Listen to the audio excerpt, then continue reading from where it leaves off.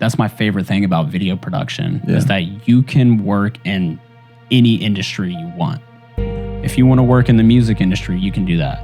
If you want to work in the medical industry, you can do that. If you want to do real estate, you can do that. If you want to make videos about yourself, you can do that and make a career out of it.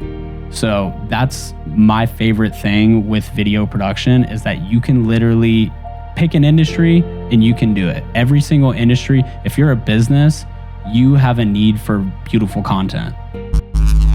The Sacred Thomas Podcast.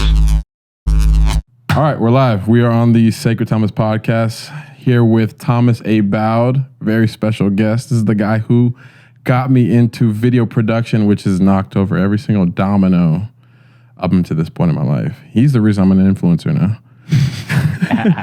How you doing, man? I'm doing great, man. And I can't take all the credit for you being an influencer. Maybe I assisted a little bit, but there's no way I could ever take all of that credit at all. So. Listen, bro, without you, I wouldn't be doing the things I'm doing now. I wouldn't be filming with the quality that I'm filming with. I wouldn't have the knowledge to even be able to set this whole podcast up. We're sitting here in a room by ourselves, and you helped me set some stuff up, but there's no one monitoring this podcast at all. And you're the reason why I've been able to gather the knowledge to get to this point. You knocked over that domino in my head. Well, I'm honored that I played a part in it, dude. But at the end of the day, it all comes back to you, man. I can sit here and tell you do X, Y, and Z, but if you don't have it up here to actually get it done, That's true. It would never get done. So at the end of the day, it's all due to you. So, yeah. Well, I appreciate you knocking it back on me, but anyways. So, Thomas, we got a lot to talk about today. For sure, man. We go way back. We do go way back. Way back to Texas State. Yeah. Okay, let's talk about how we met, man. So we met. I had a party bus company and send a DM on Instagram, man. That's how this all started. Vinny sent a DM. I think. Yeah, it was Vinny. Was it from our party bus account? I don't know. I think I DM'd. Oh, you sent a DM. I think I DM'd Vinny directly because I've written.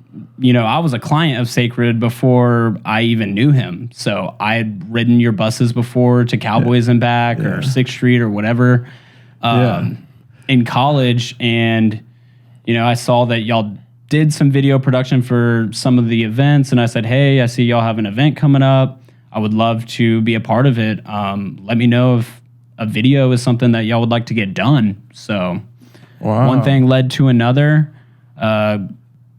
Went out, filmed, and that's the night that I met you. I'm pretty sure I met you that night, right? Yeah, absolutely. Okay. Yeah, but you said you've ridden our bus before we met?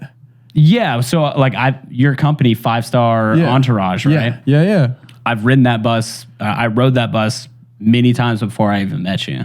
That's wild. I didn't even know that. Yeah, because y'all left from Copper Beach. Copper Beach was right next to my apartment. It was called the Thompson at the time. Yeah. So I could walk to the party buses.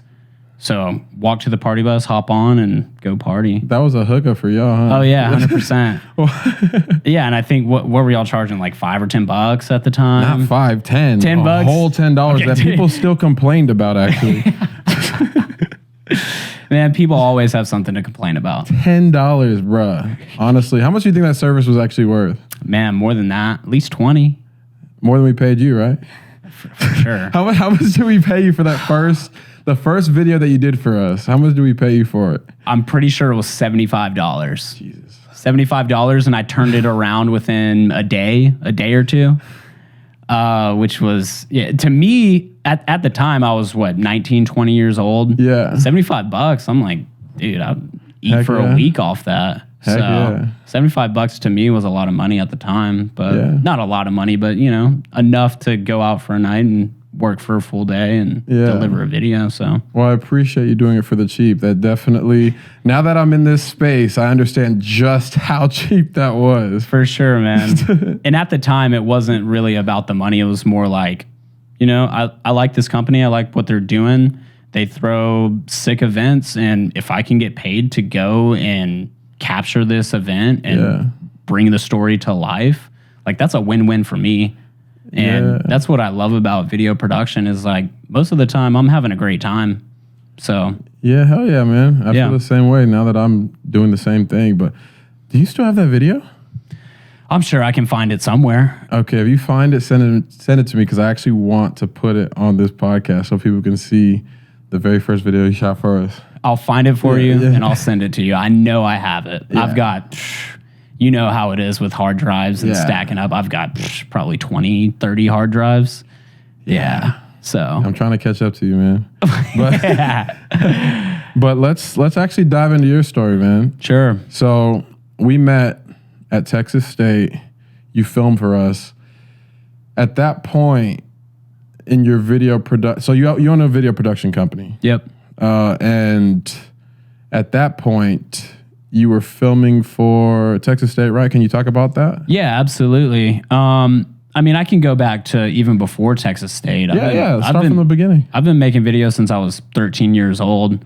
And a lot of people don't know this about me, but back in high school, I used to break dance, like competitive break dance. Yeah. And that was my shtick at the time. Like I would wake up, watch YouTube videos, learn different tricks, and that's what, got me going is learning cool breakdance moves. So I think I found that out in Padre, bro. Whenever you did that video and you did the perfect backflip to the drop of the music and like fires going everywhere. I got to play that clip if you find that too. Those were also one day edits too. That was nuts. Yeah. Man, crazy times. Yeah. So high school did breakdancing, and what I kind of learned is I would get on YouTube to learn how to do these breakdance moves. And I noticed that every single one of these tutorials that taught you how to do the breakdance move were getting an insane amount of views. Yeah. So me and my cousin, he was like my dance partner at the time, got with him and I was like, hey, like, why don't we just start making breakdance tutorials?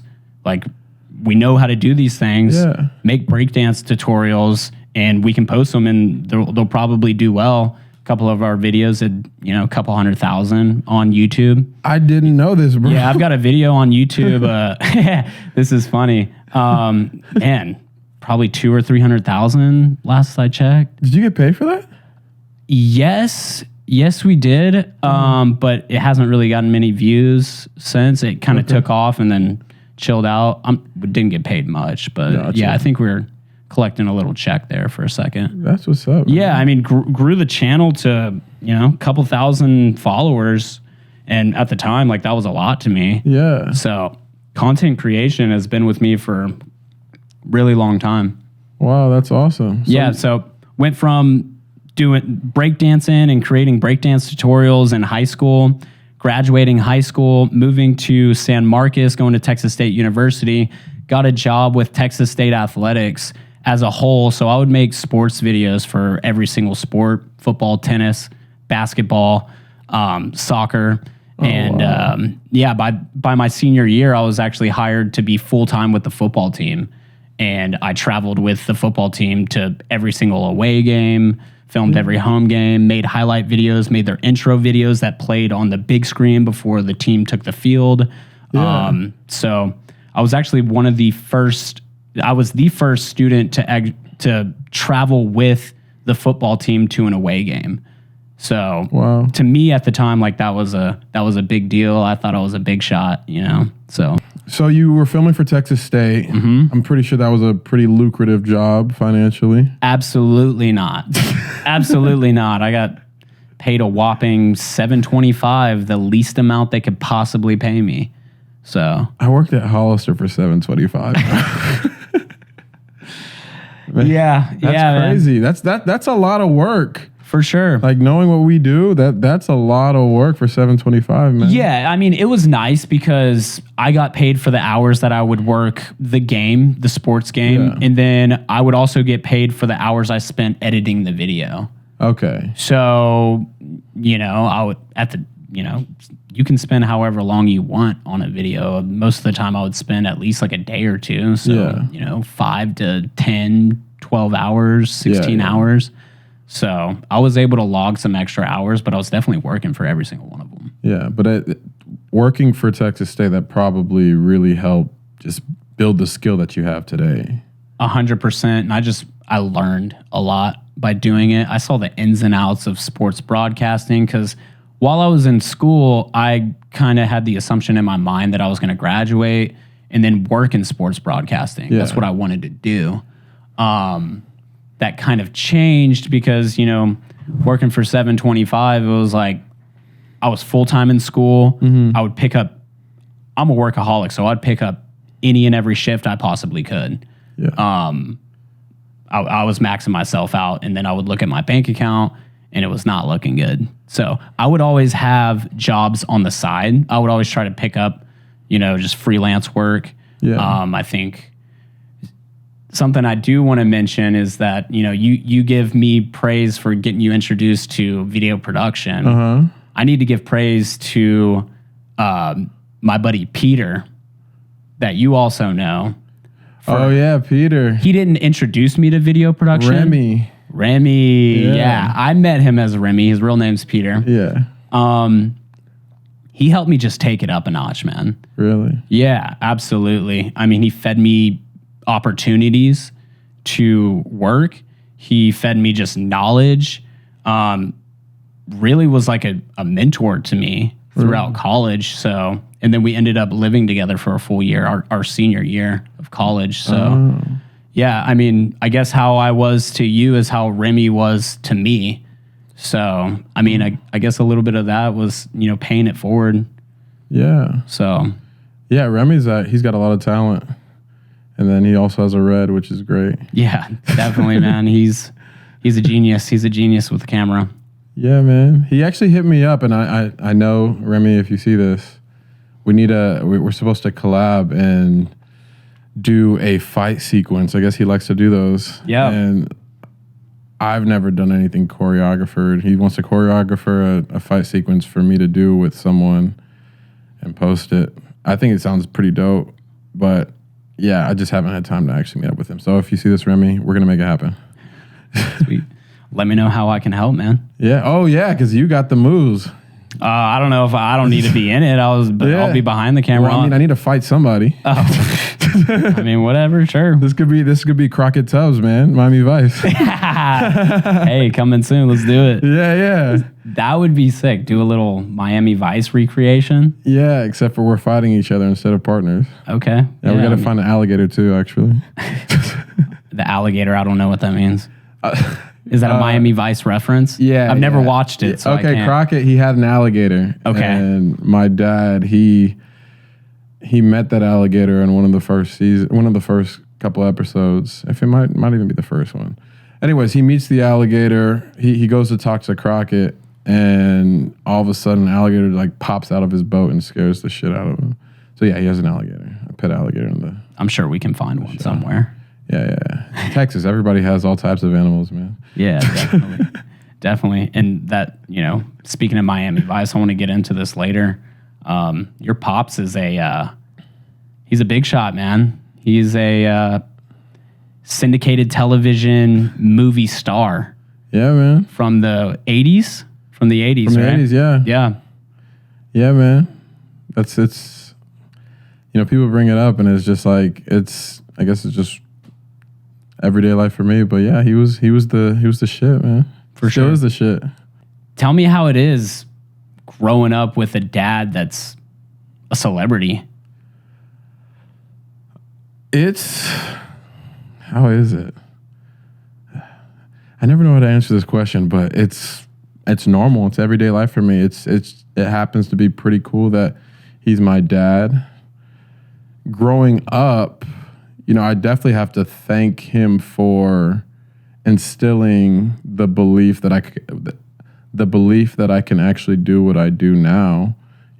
Just growing up with him and my mom, they both have always told us that, I'm sure a lot of parents say this, you could be anything that you put your mind to as long as you put in the work.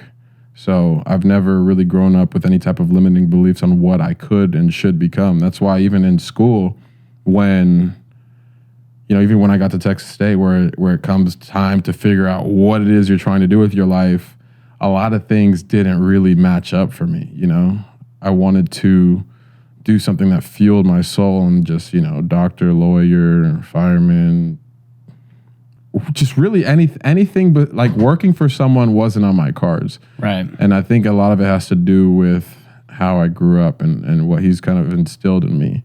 Yeah. I've seen him on TV. I've seen what he's become. So it just makes sense for me to shoot for more, So, but growing up with him, cool. It's just everyday life for me. But yeah, man. I mean, you have any other questions about it? Sure. How's y'all's relationship? It's good, man. It's good. I mean, he's retired. He's in Florida. And, how's our relationship? Damn it. It's a tough question. It is a tough question. For sure. It is a tough question. But it's good. He likes to coach me up on certain things and, kind of give me pointers, especially when, I was trying to do my whole modeling thing. I the age of 17 to, I don't know, even while I was in Texas State, I was trying to model. And, I mean, I don't know, I'm putting up the signs, but, you're a model for sure, man. Published. Back then, I was trying a lot more, but I think in the industry, I wasn't really. I didn't really love how the industry was at the time. But then it's kind of rewind back. Not rewind. Fast forward to today. I've been able to walk in New York Fashion Week, but my dad's been able to coach me up on certain things when it comes to that, and I call him up for advice on even with this whole influencer stuff. Yeah. As I've grown a following, he kind of tells me stories about how, he used to handle certain things back in the day, and just, yeah, man, it's good. What does he think about everything you've got going right now? Because obviously you have tons of momentum and you're blowing up, dude. So what's his whole thoughts on the direction you're moving? As I've grown with this, and my dad's he's not on social media. He's a very private person.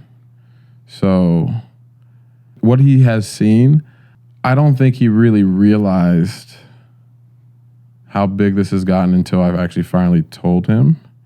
And what he's told me is that he's proud of me. And I mean, that's all, a son can ask for. Absolutely, man. And he thinks that the, sky's the limit. So yeah, I'm all I can ask for is him to be proud. For sure, dude. Yeah.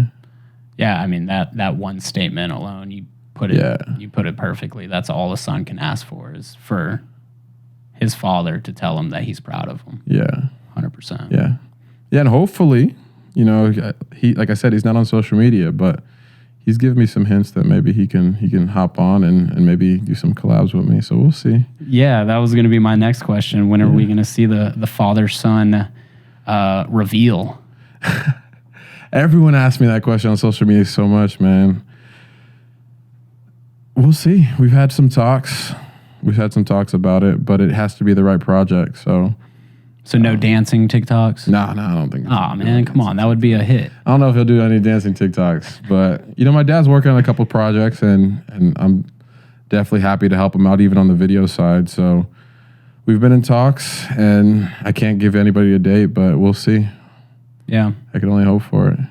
Well, I mean, I'm from a big family. You're also from a big family. Yeah. How many siblings do you have? There's 11 of us. Wow. So that's including me. Wow. Yeah, so 10 siblings. And are y'all pretty close? Y'all get along? Yeah, we get along. I didn't grow up with everyone, and it's actually crazy. We shot a, what do you call it? Like a test run? Pilot? Yeah, we shot a pilot for a reality show with my two sisters that are in LA, actually. And it was Melody in India, shout out to them, and my brother Philip, who's in Atlanta. And it was called Catching Up. So like I said, we didn't actually grow up together. So we weren't really close at the time. And we decided, let's just document this, and see if we can make a show out of it, because there's a lot of people out there who didn't grow up with their siblings. And we thought this could be something that could at least give people that grew up in that situation a chance to feel like they're not alone. So we shot a pilot for a reality TV show. It didn't really take off.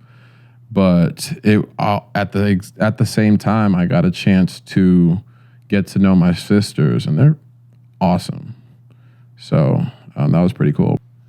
Obviously, you've pursued a career in content creation and pretty much being an influencer. Are any of your other siblings like pursuing that same path? Yeah, well, not necessarily as an influencer. So the reason I'm pursuing a career as an influencer is because I feel like I don't have any other talents artistically. Oh, that's not true, man. When I say that, I mean, so I come from a family of singers. Okay. And actually artists. Like I have sisters that can draw, like Picasso. Like they're amazing. So I have a sister named Abowd. She's a country singer. So she has an amazing voice. I know you've heard her. And then also my brother Philip, he is a singer as well. So he's definitely pursued that route. He's in Atlanta and he's killing it. Yeah, that reminds me, I filmed a music video for Philip. Oh yeah.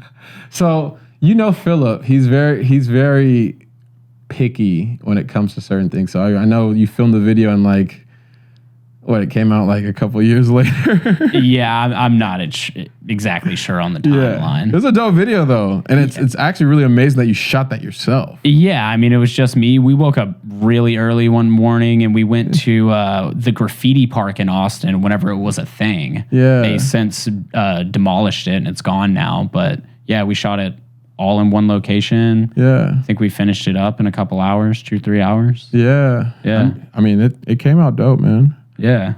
But let's get back to your story, man. Sure. So you work for Texas State. What happened after you graduated college? I know right now you have 2 different businesses, and we'll get into the second one a little bit later. But after you graduated, what happened?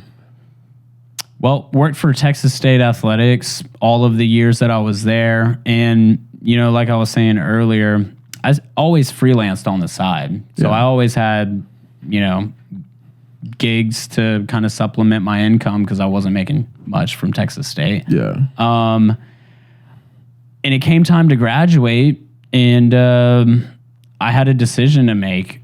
So I got offered a full-time position from Texas State, and what they offered me was kind of insulting to me. So I could either take that full-time job and basically eat shit with Texas State with hopes that I'm going to move up in the ranks and make more money down the line, or I could take a gamble and just go all in on myself.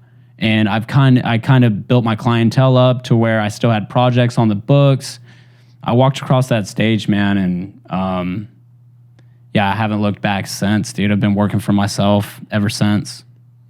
That's awesome, man. I love that. How's it feel to work for yourself? It's great, but it's not for everybody. It's got its pros and cons. Tell me some pros, tell me some cons. Pros, I think the main pro is freedom. Yeah. At the end of the day, I can wake up and do whatever I want.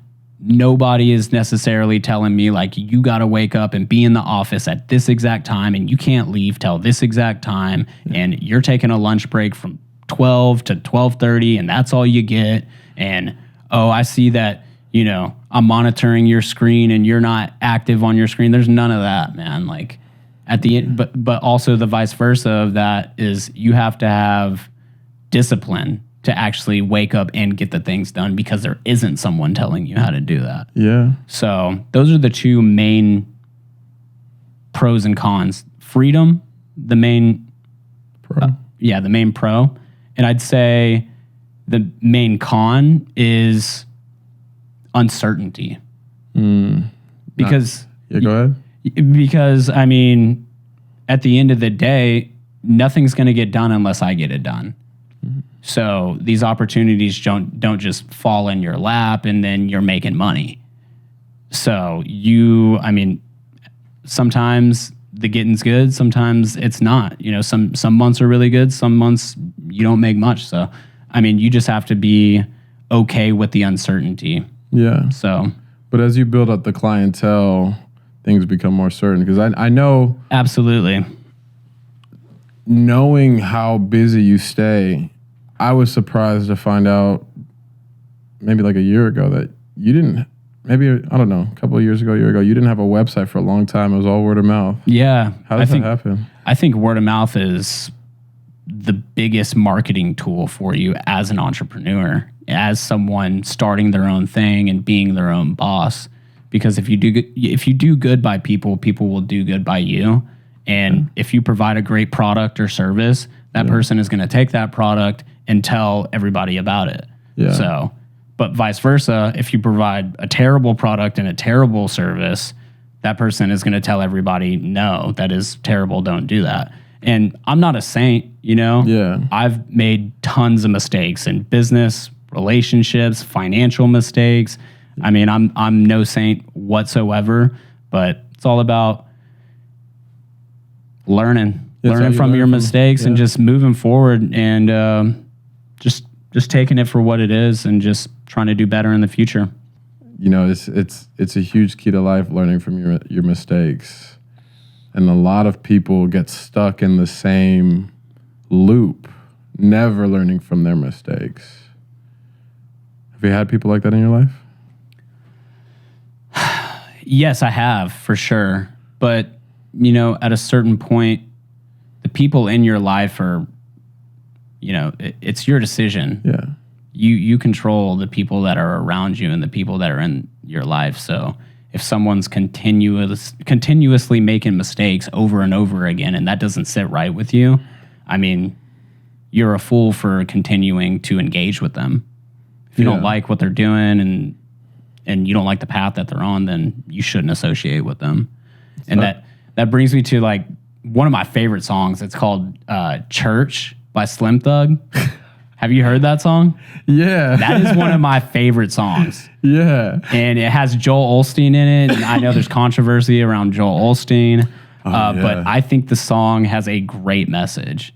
Yeah. And, one of the things it says in there is, just because someone is related to you doesn't mean that they're destined for you. Like, that doesn't mean that you owe them anything, pretty much. Yeah, so, I think building the right circle means a lot. Definitely. Actually, my favorite quote from that song is, "You can't hang out with chickens and expect to soar with eagles." That's real. That hit me right here, man. Yeah. Once I heard that, that song came out how long ago? I don't know. It's many years ago, but ever since I heard it resonated with me. Yeah. Don't hang out with chickens, man. Eagles only. Slim Thug, I wasn't expecting Sacred's that. an eagle, ladies and gentlemen. Yeah. Hey, that's all I hang out with is eagles, man. For sure. I think it's really, really important. And I think something that holds a lot of people back is their circle. And over the years, really starting from Texas State and beyond, I really started to fine-tune my circle. And I still have friends that aren't necessarily on the same path that I hang out with, but I hang out with them a lot less. And I think it's really important to surround yourself with people that are eagles, that are trying to soar, that are trying to really create the best life for themselves, their family. And off of osmosis, you kind of pick up each other's energy, Definitely. So I think it's really important for people to watch who their immediate circle is. The 5 people you spend the most time with, you're usually within the certain amount of income with them, certain amount of life, the certain type of lifestyle. So if all your friends do is drink every weekend, then that's probably what you're doing too. And then you're kind of drinking your life away. For sure. If your friends are grinding, trying to build businesses, trying to just do better for themselves, trying to learn every day, you're probably going to be like, I want to do that too. Absolutely. So circles are huge. what are some characteristics that you look for in someone you call your friend, or like a certain set of criteria that your friends, need to meet, I guess? Are you saying the friends that I just described, or just in general? In general, like, if I'm going to call you my friend, you need to have XXX. I mean, if we're going to be called friends, we have to get along. I have to actually be interested in you as a person. You have to be a good person. But I have different friends for different situations. So you're a friend that I respect a lot. You build. So if we're talking about the friends that I build with, you would be one of them. And the criteria is just growth. David Poku, he's another one. He owns the Austin Food Truck Festival. We have conversations about business. He helps me out a lot. If I ever have questions about business, that's one of the main people I turn to, because he's been able to build a mega business. Another friend is Shark. He's a huge marketer. Homie went from 40K in debt to now he's making 70K a month. He's 25 years old. That's insane. Those are the type of people I like to have in my life, in my immediate circle, that I'm speaking to on a daily basis. But I have other friends that, we have a great time together. We party together, we laugh together, we do just regular things. We travel together, but those aren't the people that I'm necessarily having conversations daily. You know what I mean? Yeah. So those conversations have kind of started to dwindle down, because right now I'm in build mode. For sure. And I think if someone's truly like your good friend, they can see that and they can recognize that. Yeah. And they're not going to get mad at you like, oh, Sacred hasn't hit me up in a couple months, man. I guess we're not cool anymore. Like, a good friend is like, yeah, man, I see you've been grinding. Hope you've been well. Like, let's link up soon. No hard feelings. Like people that get animosity because like you're not contacting them anymore. I think that's a big red flag. Yeah, I think those are friends with probably ulterior motives. For sure. At the end of the day, everyone that I call my friend, we can stop speaking for 2 months and pick up right back where we left off. No hard feelings at all. 100%. So those are the type of people that I have in my life. So I keep my circle small, but everyone's great, Absolutely. Their own right. So let's move back onto your story. So you have a video production business, and I know you worked with some pretty big clients. Can you tell me about some of the work you've done? Yeah, man. Before I could sit here and list out, all of the clients that I've worked with and the variety of those clients, but I think something I just want to say is that's my favorite thing about video production is that you can work in any industry you want. Yeah. If you want to work in the music industry, you can do that. If you want to work in the medical industry, you can do that. If you want to do real estate, you can do that. If you want to make videos about yourself, you can do that and make a career out of it. So that's my favorite thing with video production is that you can literally pick an industry and you can do it. Every single industry, if you're a business, you have a need for like beautiful content. So that's what I love about it. I have a question for you about that. Sure. What's the most unique experience you've had filming? Most unique.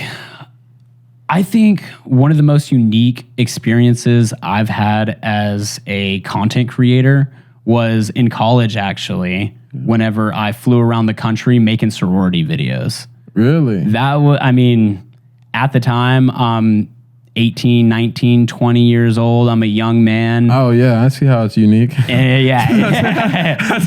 And in my mind, I'm getting paid to fly to another state that I've never been to a university I've never been to. Yeah. To meet 50, 100, 200 girls that I've never met.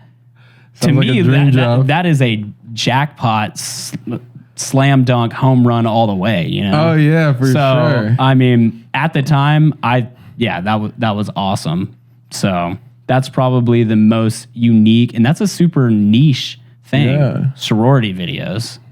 So that's awesome. So do you still shoot sorority videos? No shot. So things have changed. Oh yeah, for sure. I graduated college and I did a couple after college, but in my mind I was like, dude, you're too old to be doing this. Yeah. I mean, and there's also a certain cap with how much you can make and how much you can charge those sororities. Yeah. They all have budgets, and yeah, I just decided that your price a little higher now, huh? I mean, yes, but it's just it came down to me not wanting to do it anymore. Okay. And that's also something. It's like if you actually enjoy like what you're doing, creating the content is a lot easier. Yeah. Like 10 times easier. But if you hate what you're filming and editing, clicking that export button it seems miles further than if it was the vice versa. Yeah, oh, believe me, I have. Luckily, I think I've taken the same route as you with video production. I wanted to shoot everything so I could figure out what I like to shoot. Yeah. And pretty early on, I started making money and word of mouth, doing good things. Actually, my first wedding, I used your video to get the clients. I actually, hey, Alyssa, you love the video, so you can't, if you're seeing this, it's okay. But yeah, I used your video and said that I shot it so I can get that client. And I crushed the video with her. That's all that matters, man. Yeah. Stretch the truth a little Yeah, bit. stretch it a little bit. I think some rules are meant to be broken. But as far as shooting clients that, filming clients that really test your patience, luckily, I've been able to get to a point where if I already see that red flag immediately, it's like at this point we can just be like, nah. Right. I don't know if this is the same thing for you, but I've noticed that the clients that pay the least give me the most problems. Has that been the same for you? Typically, yeah. And to second that, I'd say that creative clients are the most difficult to deal with as well. Explain? So, I mean, let's say let's have two examples. Okay. You're working for a coffee shop and you're just making a promo video for them. Yeah. Or you're working with an artist that has a new song that they're about to release and you're making a music video for them. Mm-hmm. The artist, he's a creative. The coffee shop owner, that's just a standard business owner. Typically, you make the video, you film it, you deliver it.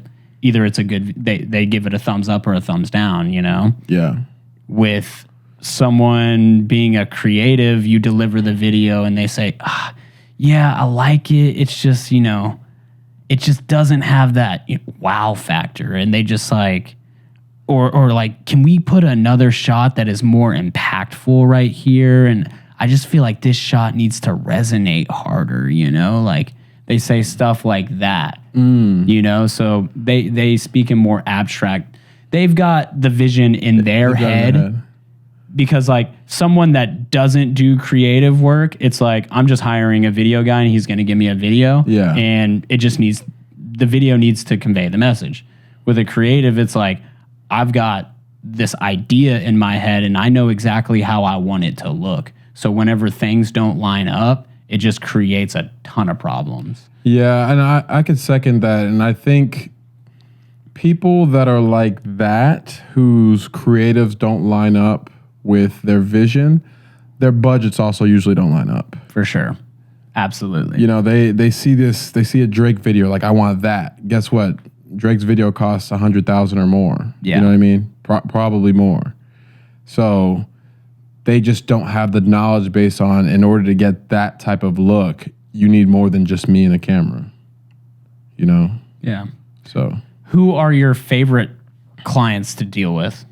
Or like what are your favorite projects to work on in terms of video production? Well, one of my favorite projects that I've ever worked on was one that you invited me to. That was the Tiger Kingdom stuff. Yeah, that was fun. Yeah, I was literally boarding a flight to Brazil during the pandemic, and I got a call from you saying, "Hey, have you seen Tiger King?" I'm like, "Yeah, everyone's seen Tiger King." She's like, "Well, we're gonna be shooting the spinoff. You down?" And yeah, so I appreciate you even inviting me to that, man. My pleasure, man. But I've got to thank Lex for that because he's the one that invited me and asked me if I knew a guy that we could also have join us. So you were the first person I thought of, man. I appreciate that, man. Yeah. Yeah, that was a wild experience, man. Myrtle Beach. Yeah. That was... Felt like I was in college again. Yeah. Sleeping in the bunk beds. Shoo. Yeah, we were back in the dorms. Yeah. Fresh eggs every morning, though. Yeah, it was Straight fun. from the chickens. That was fun. I mean, that was... At the time, that was like the height of COVID. Yeah. So not a lot was really going on. I mean, things were slower. I don't know if you noticed. You were doing video production before COVID? Yeah, I started. Yes, you were. Yeah. I actually started my business officially the beginning February 2020. February 2020. So just before COVID. I mean, I don't know if it's the same for you, but whenever COVID hit, I didn't realize how much of my video production work was focused on large gatherings of people or events. Yeah. So COVID hit, took a dump. Yeah. For sure. Everything was gone. Yeah. And then Tiger King came out maybe what like a month after COVID or something like that. So very quickly. It was like the perfect storm. Yeah. So at the time I didn't have as much going on like as I do now. Yeah. Because I mean, if I was presented with that opportunity now, I don't necessarily think that I would take it. But at the time, it was, I was more so looking at it for the experience and definitely not the pay. Yeah. Definitely not the pay. It's like shout out Lex, but not shout out Lex. Shout out Lex, for sure. I mean, we knew the deal. There was no there was no problems with what we were getting paid. It's just, Yeah, I mean, at the end of the day, we were trying to create something big, Yeah. And we had a great experience, got a chance to, film tigers without cages, and that was crazy. How intense, man. I remember whenever I came a day later than you guys because I was getting back from Brazil, and y'all had already experienced that, and y'all were about to set up for a shot where Doc and his girlfriends were walking with, I think it was three tigers. Yeah. And I'm like, there's no cages, guys? And you're like, yeah. I forgot who said it, but one of you guys were like, you'll get used to it. And I'm just like, all right. And just these grown tigers just walking, and I'm just looking at them like they can literally rip all of us apart at any time. After like day 3, I was like, okay, they're chill. Yeah. I remember Doc was like, I'm not really worried about the tigers. I'm worried about the chimps. It's like, don't go near the chimps. And Joe Rogan talks about that too. Yeah. How chimpanzees will rip your face off and eat your ball sack too. Yeah. Jeez, yeah. That was a wild time, man. But it was, that was definitely probably my most unique experience filming to this date. Yeah. I mean, that's a one-of-a-kind experience. Swimming with an elephant, swimming with bubbles. Yeah. I mean, where else can you do that in the United States? The only other place I could think of is like Thailand. Yeah. Bubbles was my favorite, actually. That was awesome. For sure. Elephants are such fascinating creatures. Yeah, man. I mean, they're so smart, so big, so powerful, yet gentle at the same time. It's crazy. Yeah. I mean, I know people. I know Doc kind of gets some flack about animals in captivity, but I think at the end of the day, just being there for a month and seeing how they treat the animals. One thing I can say is every person that works there loves the animals, and that's what I think is that I took away from that. And what's the alternative? They have a sanctuary. I don't know. I don't think I've ever been to a zoo, but if I have, it might have been once when I was super young, and just we've never been out about that. And even seeing the difference to what's homeboy's name? How am I forgetting his name? The crazy dude. Tiger King. Joe? Okay. Joe's literally on the tip of my tongue. I'm like, Joe. But anyways, I actually went to Joe's park before I ever went to Doc's. See, that's crazy. Yeah. Because you were semi-involved in the Tiger King stuff before you even got involved in video. Yeah, man. I was actually in Vegas, and my friend Alex, he knew a guy named Happy. Rest in peace, Happy. He was a cool dude. This actually had Happy. Shout out to him. He literally is somebody who lived life to the fullest. But anyways, he introduced me to. I'm forgetting all these characters' names. Who is Joe's partner? Jeff Lowe. Yeah, so Happy introduced me to. No, Happy took us to this mansion, and we got a chance to. We actually met Jeff Lowe before he was the Jeff Lowe of Tiger King, and we were able to play with the baby tiger, and that was crazy. After that, I came back to Austin. I showed my friend David Poku what just happened. He's like, bro, you got to play with a baby tiger. Poku is like the biggest animal fan. So we ended up setting up a bus to take people from Austin. This is when I started the party bus company. But we actually ended up renting a bus bigger than our buses. We took it to Oklahoma and went to Joe's park. And night and day difference from Doc's, bro. Like Doc's is super lush, green, lots of space.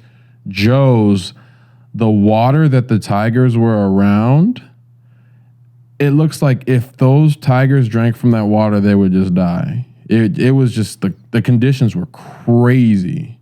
So whenever I got to Doc's, it was definitely a breath of fresh air, to see that. Yeah, and that's you were talking about a zoo earlier. Yeah. If you could compare it, there's no way I would compare Doc's operation to a zoo. Yeah. Doc's operation is so much more than a zoo. Yeah. The experience that he's curated at Myrtle Beach Safari is unmatched. I mean, such a unique experience that I don't think you can get anywhere else in the U.S. Not even close. Yeah.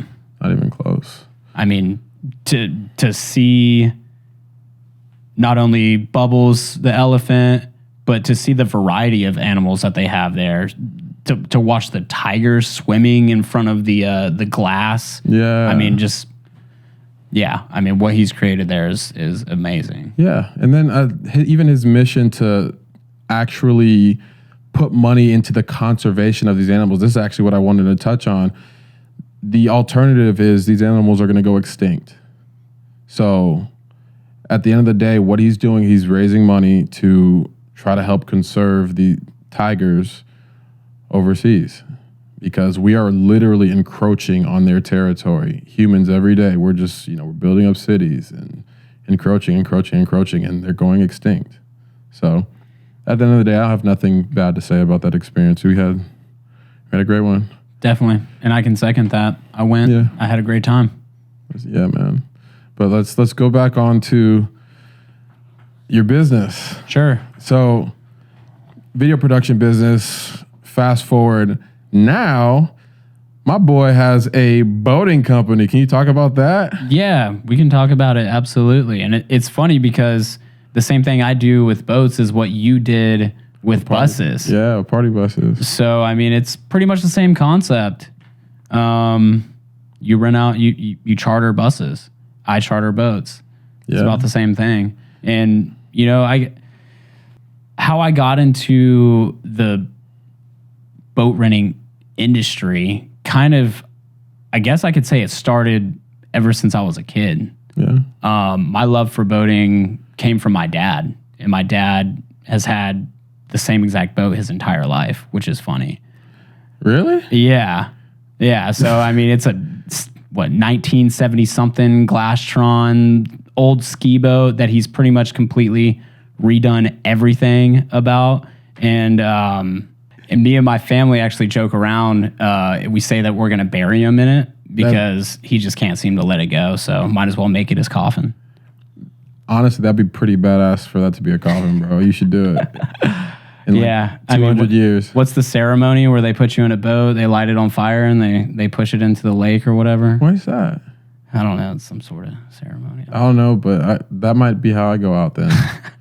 That sounds pretty dope. So, yeah, I mean, my love for boating is, been instilled in me ever since I was a kid. That was our favorite pastime. My parents were divorced, so I spent every other weekend with my dad, and every weekend during the summer, best thing to do for us was to hook the boat up to the truck, head straight to the lake, and do skiing, tubing, all of that, man. I firmly believe that life on the water is better. So I love going out on the boat. So.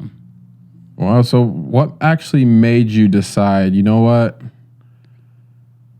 I want to do a boating business. Was it because that there was just a market for it? I know you said you love boats. Yeah, I mean, there's a market for it. I love boats. I've always wanted a boat. And I decided, hey, like I can buy a boat, rent it out, recoup the cost, make a little bit of money, and I've got a boat. I've always wanted this. Why not? It makes too much sense. I love being on the boat. I would love to have my own boat. Why not? Yeah. So I did it. Now I have 2 boats, 2 trucks, and expanding the business every single year. So yeah. So I know you're expanding the business. I know you recently partnered up with your brother. How's that? Yeah. So me and my brother partnered up earlier this year, and I could sit here and say, oh, it's been great, 100%. But at the end of the day, we're brothers. Yeah, brothers bicker. 100%. We fight, like no doubt. But at the end of the day, I love him, he loves me, and we want to propel each other and push each other to greater heights. And we know that firmly. So whatever we have going on, we can squash it. I just got some Logan Paul, Jake Paul vibes.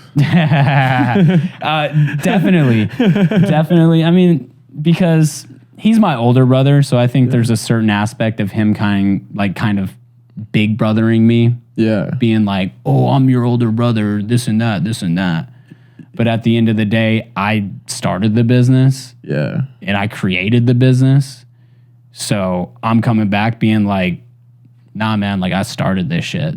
Yeah. So, yeah, I think that's been the main cause of confrontation. The fact that your little brother, who started it, and now he's at the end of the day, y'all are partners. We're partners. We're half and half. But he's still your big brother. Yeah, for sure. But him being older than me doesn't mean anything. Yeah. I mean, sure, you have more years on me, but that doesn't mean that you're higher up than me. Yeah. So I see that. And also you've actually been, I mean, your brother is a beast in his own right, but you've also been running your own businesses longer. For sure. He's had a W-2 job his entire life. He doesn't necessarily know what it takes to go out and get it for yourself. I mean, yes, he does. Yeah. But to be an entrepreneur, he ran a business back in college, but I mean, nothing at like what the scale of what we're doing now. So what kind of addition does your brother bring to your business? And for the audience, your business is called Boat Bros. Yep. So what kind of addition does him being there actually help? Like, how does he help propel the business forward? Good question. I think we're different. Yeah. And we look at situations different ways. Just having another perspective in the business. I'm okay with a little bit of like controlled chaos.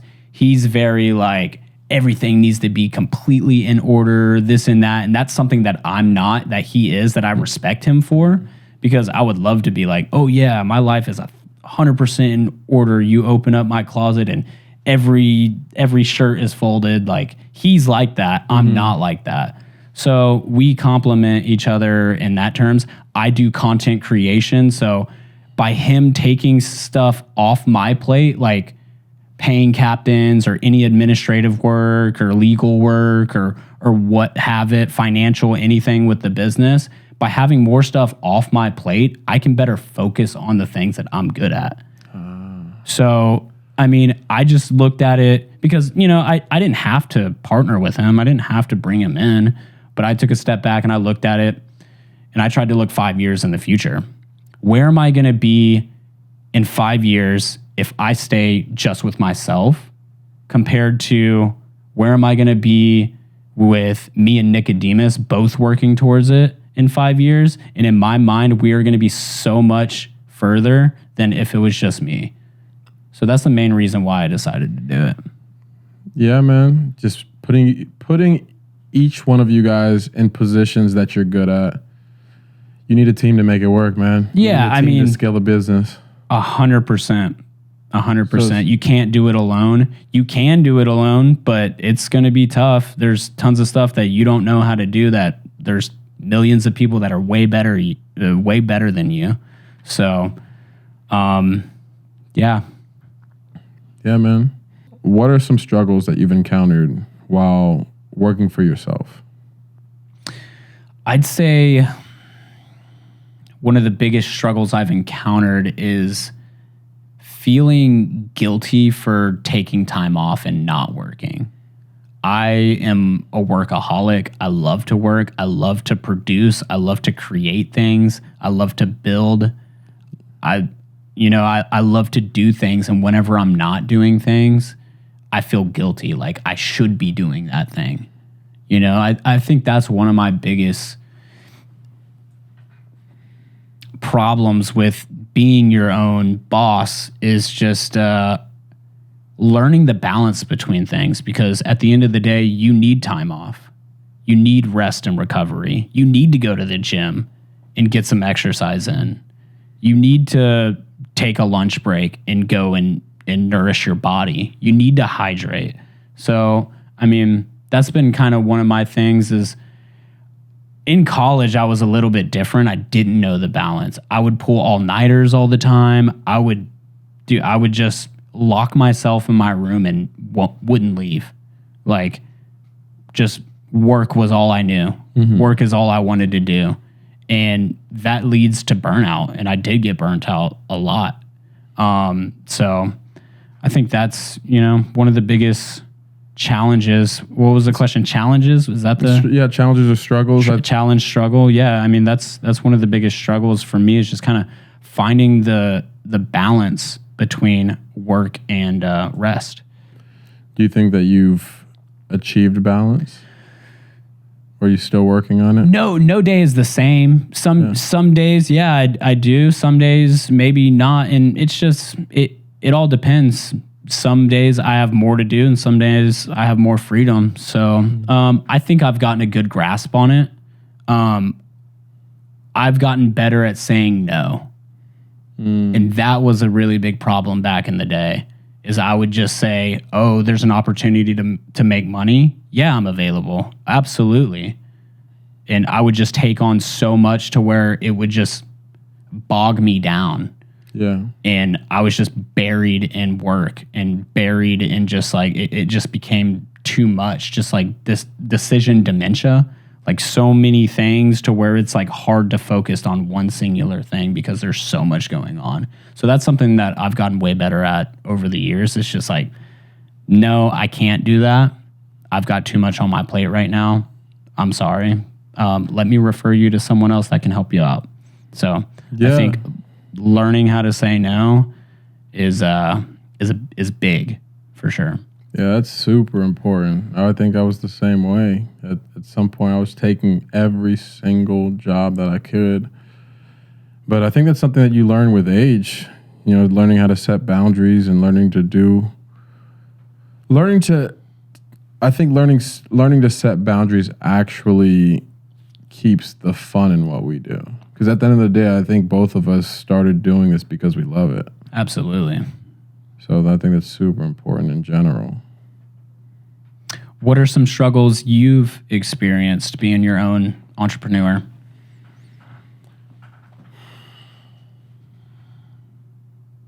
Just to piggyback off of you, man, learning how to say no, but really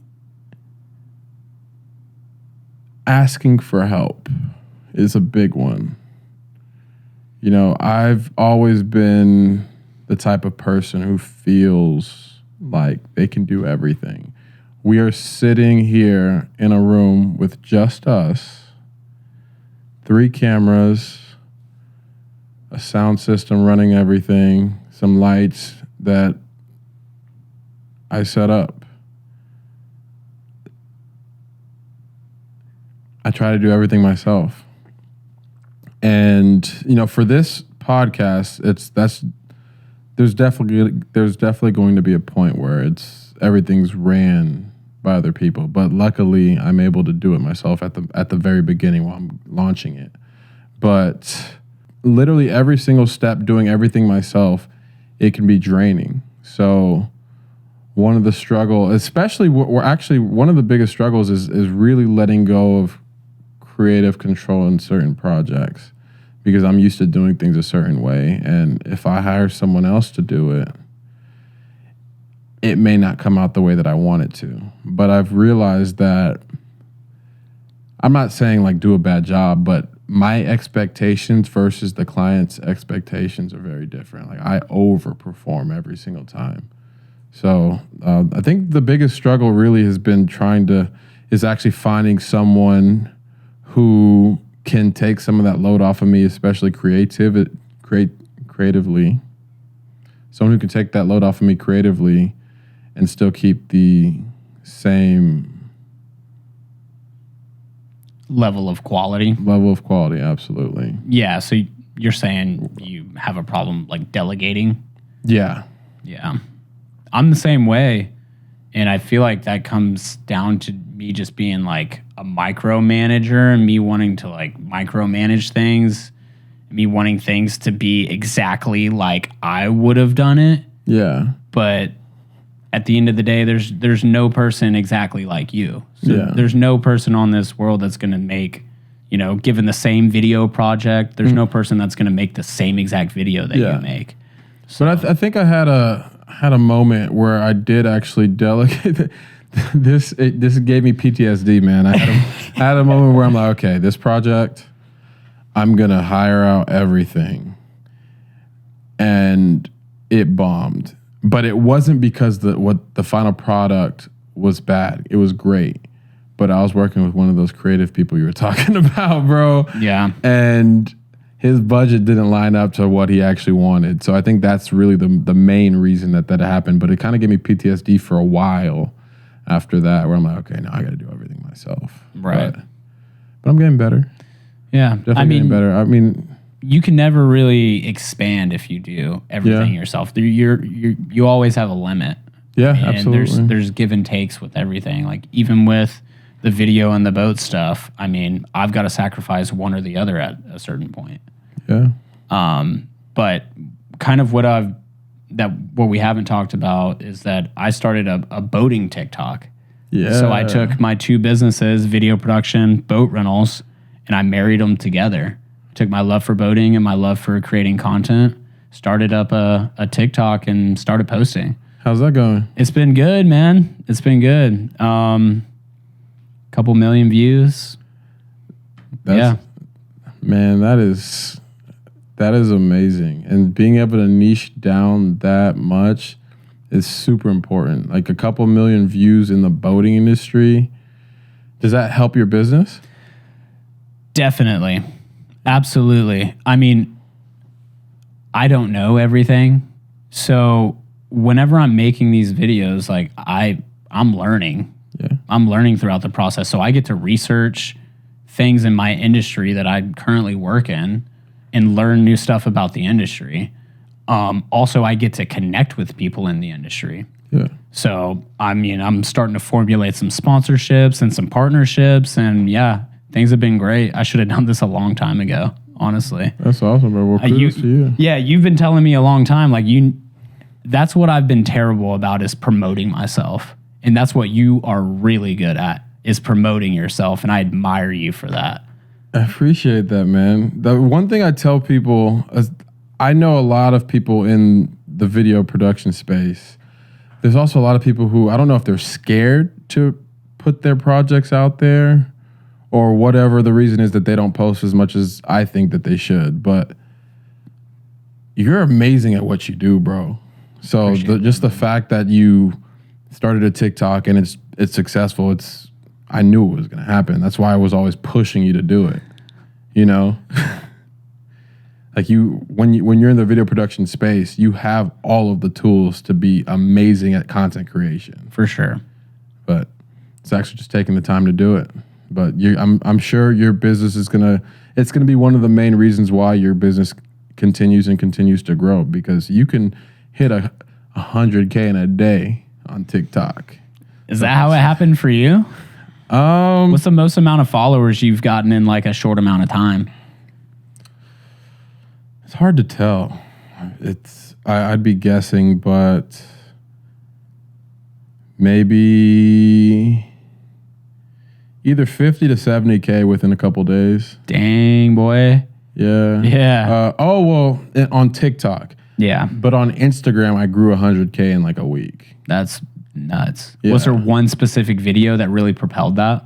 On Instagram? Yeah. Yeah, I was actually on Instagram. It was a video that I posted that actually had to do with my dad. What was it? It was a trend. It was a trend that... It was basically a thirst trap, bro. It was a trend that had to do with my dad. That was a thirst trap. I'll play it on the podcast, but I don't remember exactly what was in it. But it actually, they wrote news articles about it.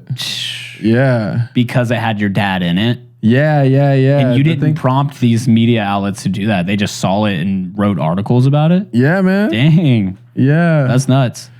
Yeah, a bunch of outlets picked it up, and they were just talking about, like,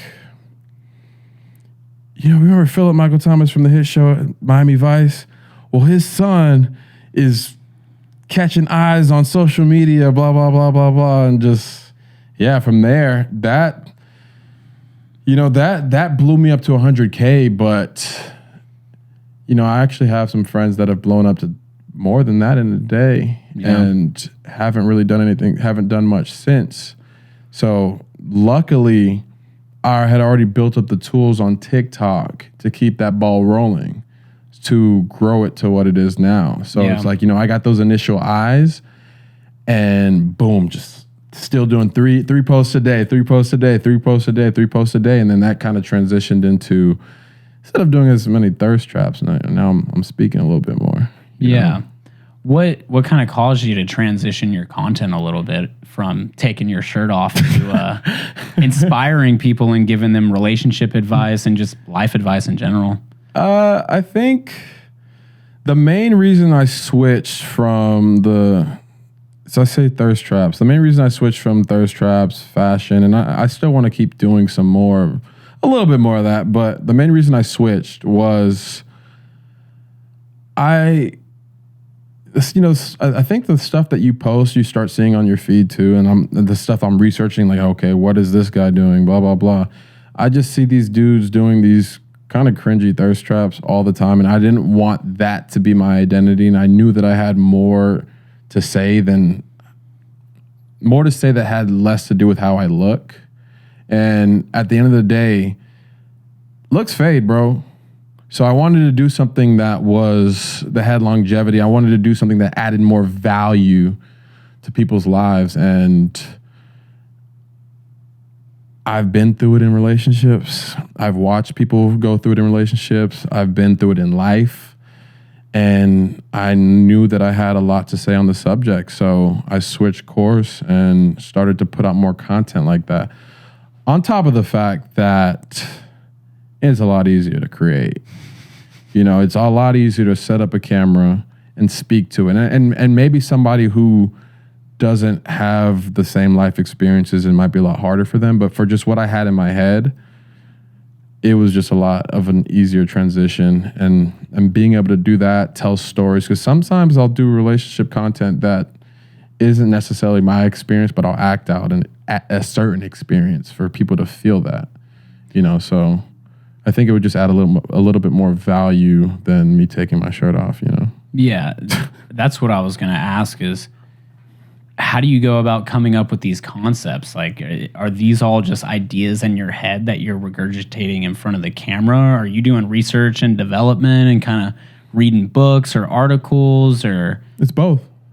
Yeah, I mean, it's all the above. It's ideas in my head. If I have an idea, I'll write it down in my notepad and then expand on it when I have time. So what I do is and I take this from a guy named Christopher Claflin. I hope I'm saying his name right, but he's one of the GOATs when it comes to creating social media content. He teaches people how to actually really, really grow their following. But what I'll do is, if I ever have an idea that comes in my head, I'll write it down on my notepad, and just, if I see an article, I'll read it and then just write some bullet points about it. And then whenever I have a bunch of ideas, usually I'll do this on Sundays, I will write out 20 scripts at once. And some of it's from stuff I saw on TikTok or Instagram, some stuff that resonated with me, or something an article that I read, or a situation that came up in my life, or a situation that came up in someone's life that I know. I'll write on it. Like, sometimes something will happen in my life, and I'm like, we just start writing, because everything that we go through, I feel like someone has gone through it before, you know? So when you speak about it, it lets people know that they're not alone. And you can tell from the people in the comments, like, there's a lot of people hurting and struggling. And sometimes people don't really have the ability to say what they're feeling. And when I say it, I feel like some people are like, yo, that's what was in my head. I just didn't know how to say it. So that's what I've been for people. That's awesome, man. Super inspiring. And what's really inspiring for me is the volume of the content that you produce. Like, you pump out an insane amount of content all the time. Yeah. So how do you maintain that level of content production, being a one-man band? 20 videos at once every Sunday. Yeah, just you write scripts and just knock them out. And it's like I said, it's been easier to do once I've started speaking, because you can speak all day. Yeah. You know, and even with these podcasts, you know, we're going to talk for an hour and a half, 2 hours. I don't know how long we've been going, but there's going to be moments that I think resonate with people, and that is adding to it. So, yeah, and this is like a new concept for me. This is actually the first podcast I've done. So. Oh yeah. Yeah. Oh, I'm glad you're on it, man. Yeah, I mean, thanks for having me. Of course. I consider myself an introvert, so I'm not. Me too. Yeah. How did you go from being an introvert to speaking on camera as your main form of content? I've always had all of these ideas in my head, and I don't think that it should live there. So this is me stepping outside of my comfort zone. Even doing this is stepping outside of my comfort zone. But what's comfortable right now has been, fortunately, I've had a great circle of people who have done well, who people who are watching this can learn from. Not everyone has their own business. So the comfortable part is, my first bit of guests have been people that I know personally. So me as an introvert, I'm able to really warm up and tell you guys the stories and help with that. But even to this day, like, I still deal with being an introvert, and this isn't just me coming out of my shell. I'm still terrified to speak on stage, and I feel like that's the path that this is leading down, man. What's your goal? Do you have a goal for that? Is there an event that you would want to speak at? Or? Absolutely not. I'm terrified. I said I'm terrified, bro. Well, I mean, you said that's what it's leading to, though. So you know in your head that eventually it's going to get there.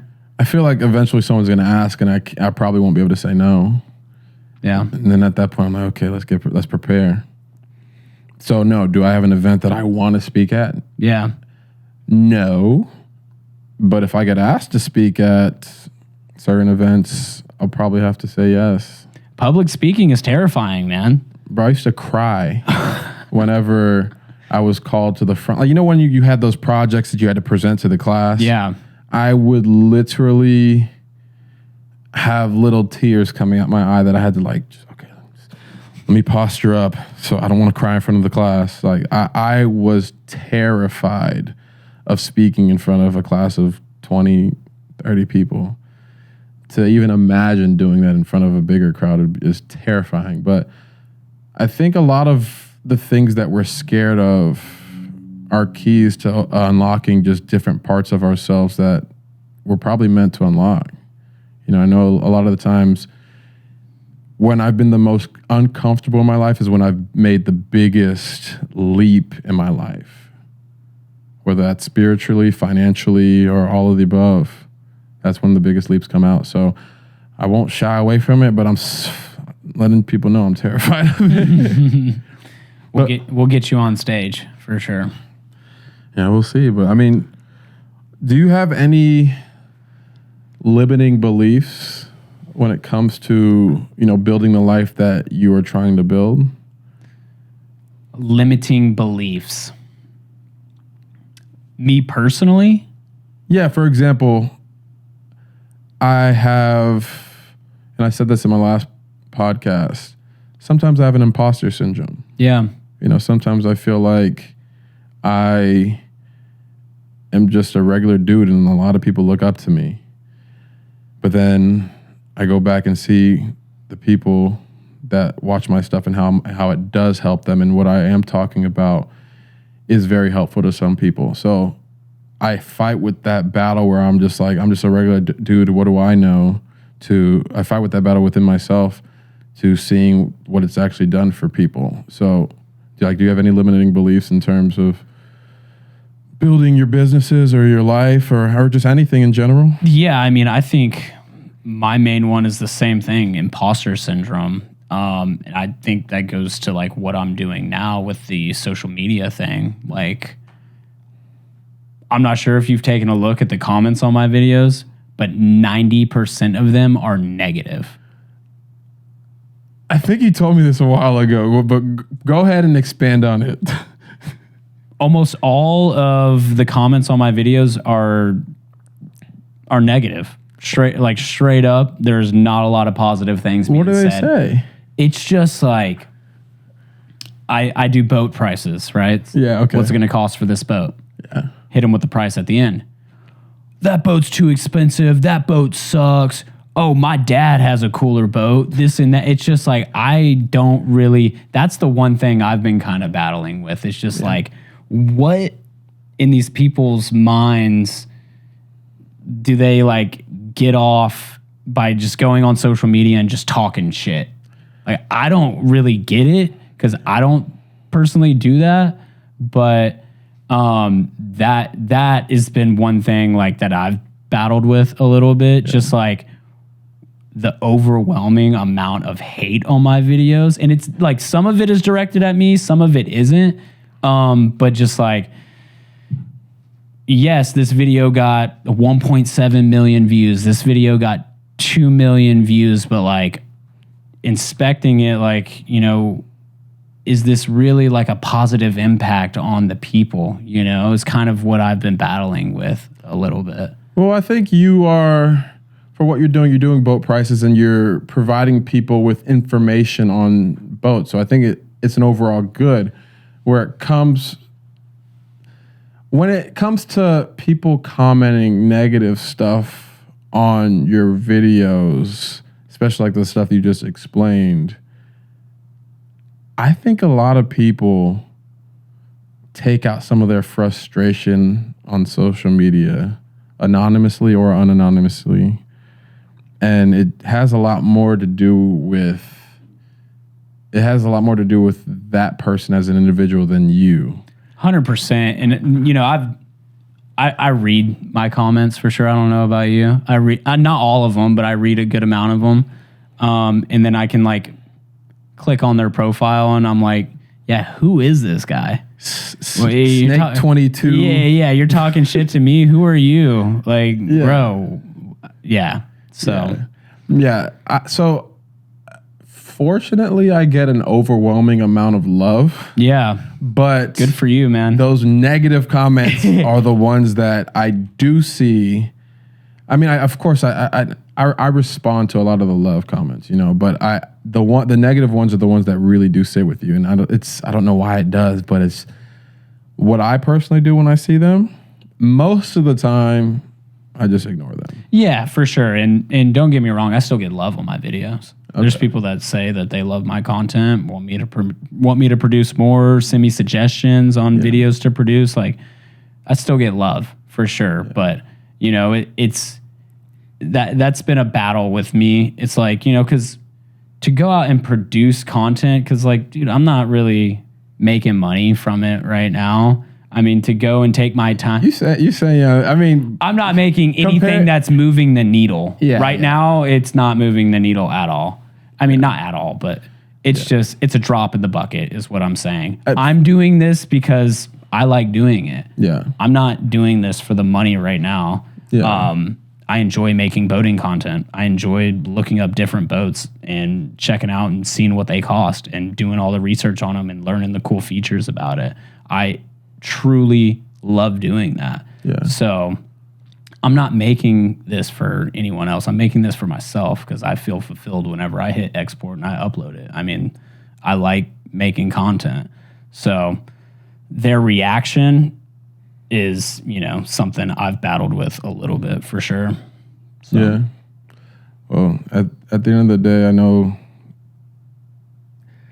that I know you say you read your comments, but that stuff can really eventually weigh on you. I know you're a strong dude, but at some point, just stop reading the comments, bro. I know Joe Rogan says this, like, don't read the comments. Yeah, for sure. And I don't read all of them. Yeah. But you know, sometimes you want to see what your audience is saying. Yeah, and you want feedback. Yeah, I want feedback and I want to learn and grow. Like if I post something and people absolutely hate it, then I should take that into consideration if I need to make a pivot for the next one. Yeah, that's true. So it's a little bit of research and development for me too, is reading the comments. I don't read every single one. And I'm not saying that like that people commenting negative stuff is keeping me from producing content. Yeah. I don't plan on stopping. So yeah, I think it's just, I don't know.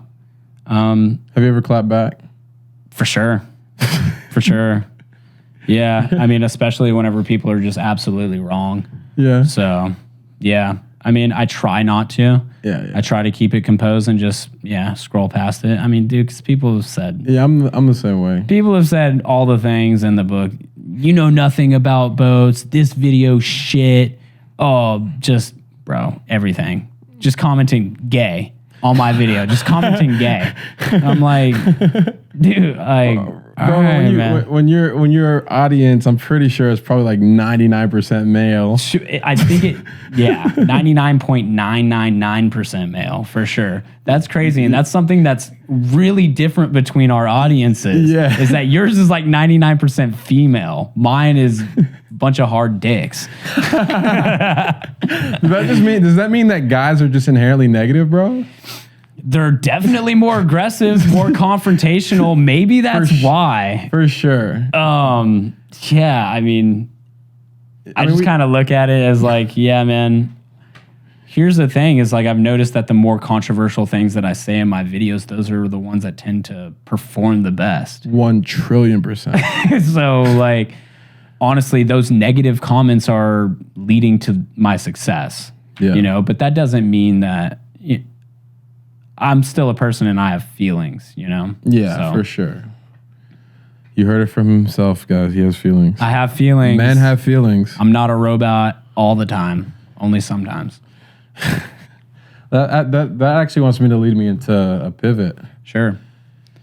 So, yeah, you have 99% hard dicks. How are your I mean, no lie. Seriously. So we can pull up the analytics. Oh, I believe you, bro. Especially like what I don't want to throw away like 0.1% of your following, but like what females really into boats? It just usually doesn't roll that way. I mean, just look at the the cliches. You're out on the lake on a nice Saturday evening, and you look at this boat. Okay, that boat's got one old dude driving it. Yeah, and 10 just hot ass girls on the boat. You think that's gonna be you one day? Or are you trying to go down a different route? No, man. I want to get married and have kids. I don't want to be that dude. So yeah, I do not want to be that dude. That's good. I respect that. Yeah. So what I was saying, even though honestly, to each their own. There's nothing wrong with that. Yeah, Like, nothing wrong with that for sure. If that's what you want to do. Exactly. If you want to do that, but what I was saying by that is that like guys are more interested in boats. Yeah. I mean, guys are more interested in the content that I'm producing about boats. How much does it cost? Because girls aren't necessarily. The average girl is not buying the boat. yeah. The girl just has to look beautiful to get on the boat. Yeah, man. So not just, but it helps. It helps a lot. Yeah. Yeah, the guys buying the boat is just them, showing their peacock, their feathers. Oh, yeah. For sure. But so let's segue into relationships. Sure. I have a very heavily relationship-filled base of people that follow me. How is it being a business owner in the dating world? It's difficult for sure. It's hard to find someone that is really accepting of your schedule and what you have to sacrifice for your businesses sometimes. Because with the boat rental thing, it's mostly on the weekends. So even though I'm not necessarily driving the boat every single time, I still have to be available on my phone at all times on the weekend. Weekends are whenever the average person cuts loose and doesn't work. It's flip-flopped for me. Dating as a businessman or entrepreneur is definitely difficult because, it's especially whenever you're dating someone that's not an entrepreneur or a businessman. Yeah. Businesswoman for me. Yeah. Yeah, I know in my last relationship, one of the things that was really difficult was what you described. It's just there's an illusion of free time. Because you're your own boss, they kind of think that, you can take off whenever. It doesn't really work like that. If you work hard enough, you can give yourself some time off. Yeah. But one of the things that actually helped in that relationship was when she became a business owner. She became a business owner, and then she actually ended up telling me, I get it. No, I get it. Because you have to answer the emails. You have to show up. You have to film. For her, it was a completely different situation, but she understood that she didn't clock in or clock out. She's always clocked in. Yeah.